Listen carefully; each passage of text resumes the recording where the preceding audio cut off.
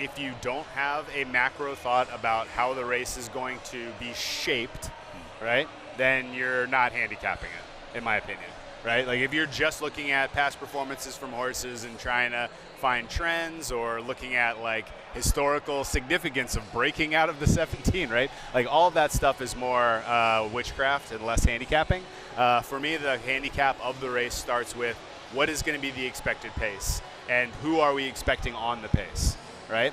And again, like I'm a wannabe wise guy. I'm not ever really interested in getting involved with the favorite. Right now, Fierceness is a heavy favorite to be the top runner in this race, just based on sort of the current win pool. I think this is going to flatten out a bit as we get to Saturday because there's a ton of support for Sierra Leone, ton of support for Catching Freedom, and Just a Touch as well. But as we look at the way that the race will likely be shaped, the two most important horses who are probably going to finish 19th and 20th are Dornock out of the 1 and T.O. Password out of the 10.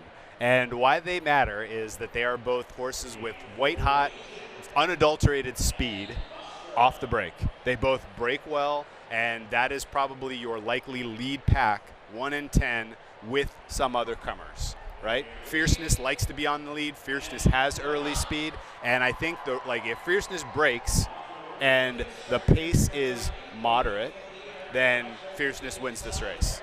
Okay. If Fierceness breaks and the pace is slow, Fierceness wins this race by margin. Okay.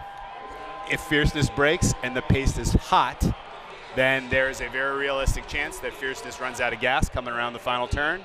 And if that happens, there are really 4 horses to know that could potentially run him down. 3 of them are closers.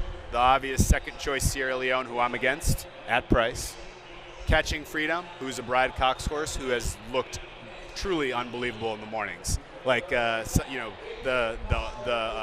old school hardcore horse, people will tell you look for a horse with a nice shine on their coat because that tells you the testosterone's pumping. And I mean, Catching Freedom is like he catches your eye every morning. He looks ready to run. He's working out with his head down. Like he looks like he's ready to go. And then Honor Marie, the 7. Has my eye just on the basis of performance progression.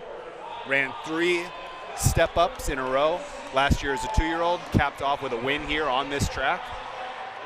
Went 2 steps up so far in the progression for this race and looks poised to have a spectacular run and is at price. We're going to get something in the ballpark of 15 to 20 to 1, which is exciting. And then lastly, if it's a moderate pace and that there's a horse that is good enough quality to give Fierceness a run for its money just on speed alone, it's Just a Touch. And Just a Touch is another Justify horse. And actually that would be kind of wild in terms of just like, what are the chances if you had Just FYI and Just a Touch take the Oaks and the Derby double, both out of Justify. That would be kind of a poetic capping to the 150th running. But for me, at least, I think if you want to get cute, you count on a pace melt and you take some closers. Okay. And that's going to be my strategy.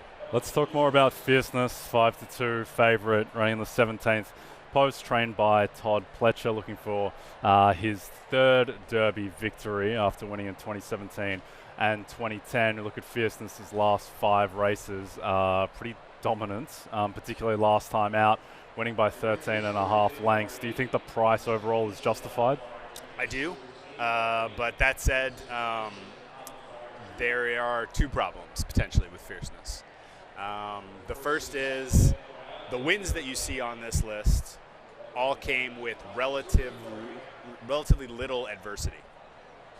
When Fierceness gets to dictate the race for the most part, he's impossible to beat. When Fierceness has adversity to deal with, as in the Holy Bowl and the Champagne, he can get a little lost out there. And I think when you have that blemish and you're in a 20-horse field like this, that's a little bit concerning. And I think when you particularly, again, thinking about the shape of the race, you're going to have speed breaking inside. Fierceness is coming from the outside. He's going to have to use a bunch of energy to get up there and run with them. There is definitely a possibility that if they're hot, that he has a little bit of a problem. So at price, I think he's a little bit of a pass. And honestly, like if you're betting the Derby, it's an entertainment tax anyway for people like us. Yeah. This is not like handicapping and betting into an NBA pool. And so, you know, you don't necessarily want a dollar pays 3 or a dollar pays 250 or whatever it's going to be.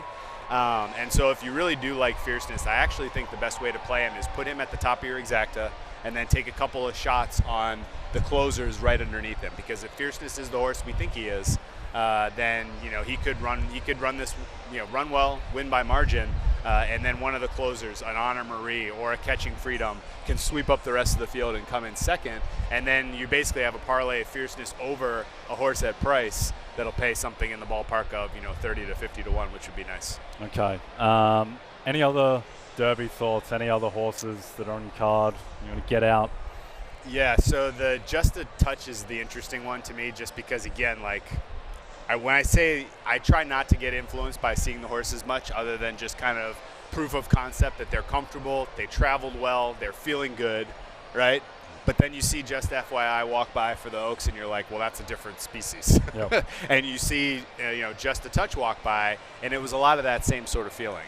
He's a physical specimen, and I think you know, we haven't necessarily seen the best of him, which is why I think if he can kind of catch a ride just off of Fierceness through the first 3 quarters of this race, he might ultimately be the best horse in this field. And so he's definitely one I've been intrigued by. I think Stronghold out of California is underpriced right now. He should be more in the 20 to 1 range, and I think if he ends up kind of in this group with sort of the late runners, he's going to be a bet for me just as a win, as a long shot.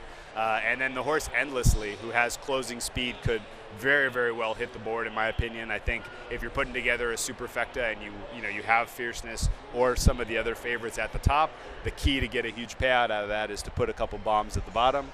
And the bombs that have kind of stood out in terms of they look good, they look comfortable, they have a realistic expectation of getting 3rd or 4th. Endlessly makes the cut for me, and Catalytic makes the cut for me. Okay.